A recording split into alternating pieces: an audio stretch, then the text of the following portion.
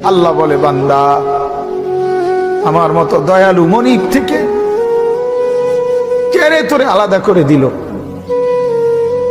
মা গাররাকা, আরে বান্দা আমার থেকে কেন আলাদা হলি? আমি কি অপরাধ করেছি? সারাদিন আসমানে আলো দিয়ে আমি অন্যায় করছি? আজ আবার রাতের বেলা ঘুমের পরিবেশের জন্য অন্ধকার করে দিয়ে আমি অপরাধ করছি? মা গাররাক, এই যুবক, তোমার কাছে তোমার মালিক অপরাধ কি করছে বল না বেটা, বল। কেন সেজদা করলি না ভাইয়া? আল্লাহ তোমার কাছে কি অন্যায়টা করছে? কি অন্যায়,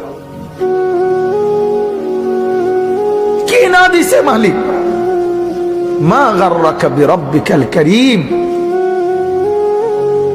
এটা আল্লাহর ডাক। আল্লাহ বলেন, বান্দা কে রে তোরে আমার থেকে আলাদা করলো? কেন রে তুই আমারে ছাড়লি? আমি কি দোষ করছি?